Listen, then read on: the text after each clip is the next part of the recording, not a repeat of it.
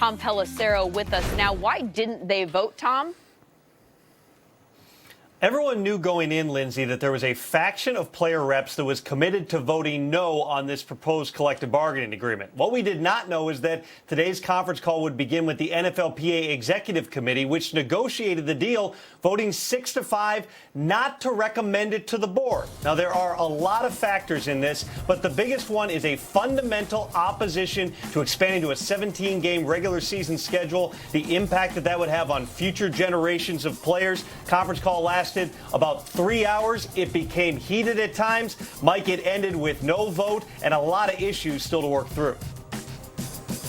Absolutely, and I would put the 17th game foremost among them, Tom. And really, it's that faction of players saying, are we getting enough in return for this game that we really don't want to play in the first place? And what they're looking for, amongst many things, is better health care once they retire. They get it coverage for 5 years after they retire. They're looking to extend that a little bit further and beef up benefits a little bit. And really, the compensation for that 17th game for players who signed contracts expecting 16 games.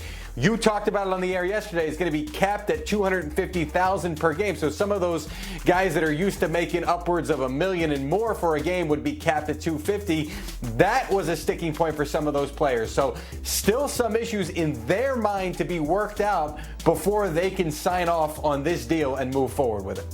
So there are issues with the current proposal. They did not vote today. Where do we go from here, Tom?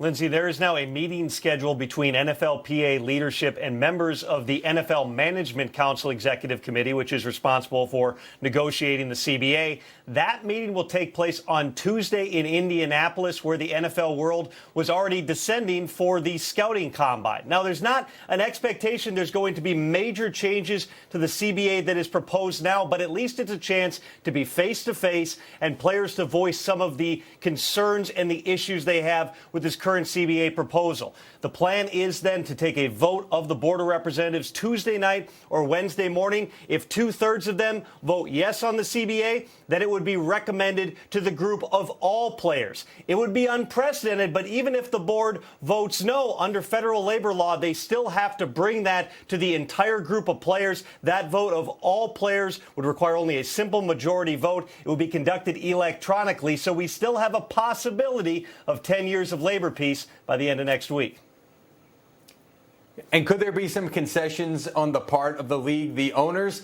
I suppose that's possible, but I wouldn't say it's very likely. Remember, that was not a unanimous vote on Thursday when the owners voted. So some owners already uncomfortable with what they've put forward toward the players. I don't imagine that there's going to be major concessions, perhaps some tweaks here or there. Could that be enough then for those players that are dissenting to sign off? And how would the majority vote? These are all questions that we will hope to have answers for you in the coming days. It's going to be a very interesting meeting in Indianapolis. Well, a lot to think about prior to Tuesday's vote. Mike Garafolo and Tom Pelissero, thank you very much. A lot of reaction today to a comment that Tua Tagovailoa made on this show last night to Steve Wyche in an exclusive interview in Hawaii about his future in the NFL and his preferred destination.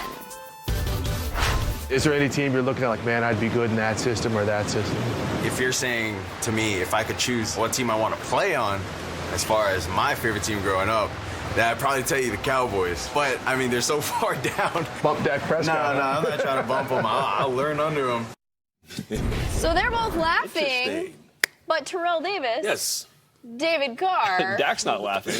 That's not is there a scenario in which that is not that's funny? His whole game. Yeah, not funny. I don't know. I think he just mentioned it. It was his favorite team. I can speak personally. Troy Aikman was my favorite quarterback. The Cowboys were my favorite team. If I had my pick coming out, I would have played for the Cowboys. But then I ended up hating the Cowboys because I had to play them when I was in Texas. So that was kind of, it's one of those things. I think that he just really enjoys that football team. Would love to play for him. But to go the extra step and kind of rationalize and think of how that would work with Dak still on the team, that's a little bit strange to me. But that's the squad. No, I totally agree. And then I like it, by the way, because we ask these guys every year when they come out from the college ranks, what team or what system would you like to play for? Now, you always go back to your childhood team. I grew up in San Diego. I was a Chargers fan. Yeah. So to get drafted by the Broncos, Yeah, I always wanted to play for the Chargers, but and I would say that, but I think you don't think about what's happening now, right? You look at Dak Prescott. We know he's there, and I don't think he intentionally is trying to stir anything up, right? So. He's not, but yeah, he was open and honest about his team, and I loved it. I loved his candor. I loved his honesty about the team that he loved growing up, the Dallas Cowboys. He wants to wear the star. You know what's interesting, David? You have Tua ranked ahead of Dak on your list of quarterbacks that are worth now you're going to bring me into this mess. Oh, I'm definitely bringing you into it.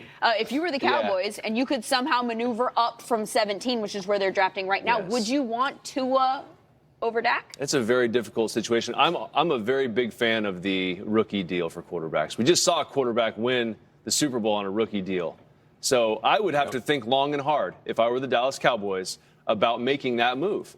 Is this something that we can really make happen? You have to have that conversation. Otherwise, you're not doing what you should be doing as a front office. I think that you have to at least explore what that is. But the Cowboys? Yeah. Yes. For Tua? Yes. Okay, before we even get to the Cowboys, how do you get to any team really should be doing that. Saying. I agree. So I look at it like this. We've seen where people are slating him to go.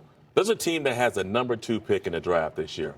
The Washington Redskins. Yeah. Now, no one has ever put Tonga with the Redskins because they have the Dwayne Haskins. Sure. I've said it 2 years ago when Kyler Murray came out. I said, if you draft a quarterback, when Rosen was there, in the first round, and you don't believe that's your future, go ahead and select another one the next year.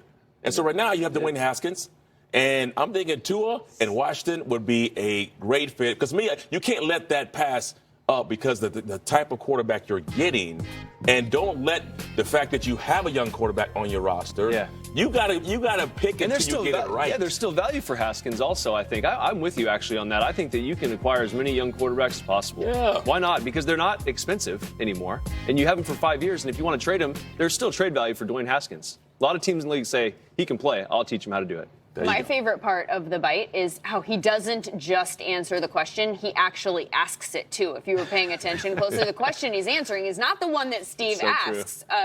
Do you think that he just didn't think that he was going to spark all of this by saying that, or do you think that he did know that he was going to spark all of this by saying that? That's a great question. I think he's just being innocent and saying he loves the Cowboys.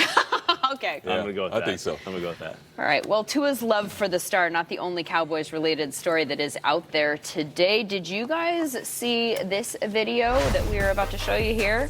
That is Des Bryant. Getting it in. Catching passes from Patrick Mahomes. Get it down. Where do you see this going? So what are you saying? Is this interesting in any way other than... Look, they're in a training facility. They're close to each other. Obviously, Patrick's probably home working out.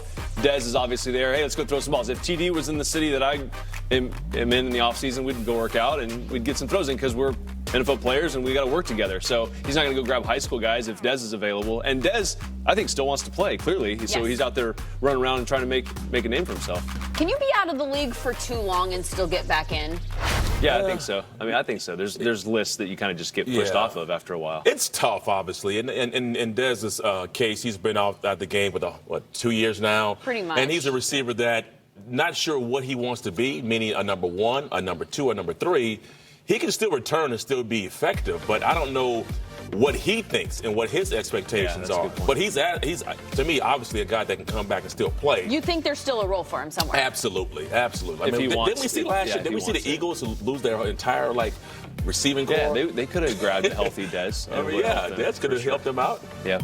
How about the other guy in those clips? Patrick Mahomes, 19 days removed from the Super Bowl, already working out. Take a break, bro. No days off. No days off. No days off. Easy, Belichick. There you go, Belichick. You know who's going to love seeing Patrick Mahomes working out? Eric Bieniemy, who will be back next year as Kansas City's offensive coordinator. There was some talk about him maybe considering the head coaching vacancy at the University of Colorado. But according to James Palmer, he has withdrawn from consideration. So he'll stay in the NFL. Interestingly, under consideration in Green Bay, guys, get ready for this. The possibility of The Packers drafting a quarterback in the first round. General Manager Brian Gutekunst telling the Green Bay Press-Gazette that he's been taught to begin his evaluations with the quarterback position, and he says he'll always keep that position on the table. And he went on to say that this year's crop of quarterbacks was deeper than it's been in years past. And just for added perspective, Aaron Rodgers is the same age now that Brett Favre was when they drafted him. Okay, I mean, that's interesting. But let's, I mean, come on. Just stirring unnecessarily. No one really believes GMs when they talk right now anyway. No. We really shouldn't believe him. You don't think that they should even think about taking a I mean, if quarterback? you're going They pick 30th. you could probably take one and develop him, but I think if the right one falls to you, I think that's fair. I think you have to take him. 5 years on a rookie deal. Yeah. We know how much David loves that. But yeah, it's Aaron Rodgers. Okay, it's a little bit different. Okay. But you can always keep him, like you say. You can trade him if you need to. Yeah, no, you can. I think you Bring can him get him in, if he develop falls, him. like you said. Didn't the Patriots do that a lot of times? Like, Didn't Brady have like 1 million backups that were drafted? If you got one that's high on your board million. and he shows up, you can take it. Hoyer. Elsewhere in the division, some news out of Chicago. The Bears releasing wide receiver Taylor Gabriel and cornerback Prince Amukamara. According to Mike Garafolo, that move was made today. It clears up some cap space.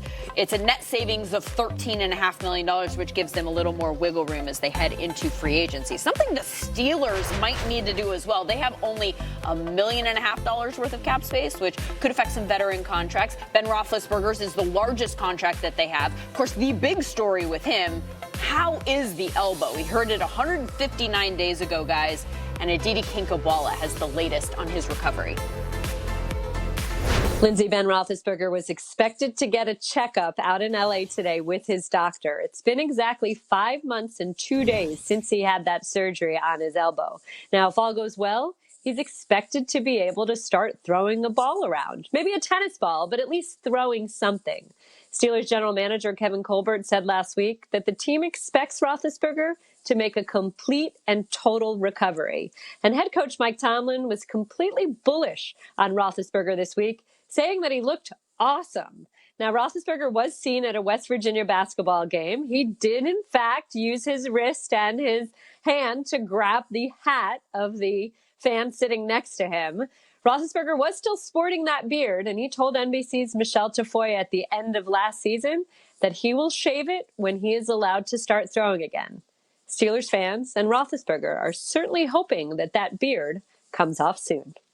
The Dolphins and Bucks have a need commonly known as a running back. And a hurdle into the secondary. The Chiefs have a Lombardi, but they need a running back too. Edwards away, spins away. Titans and Raiders and Texans and Bills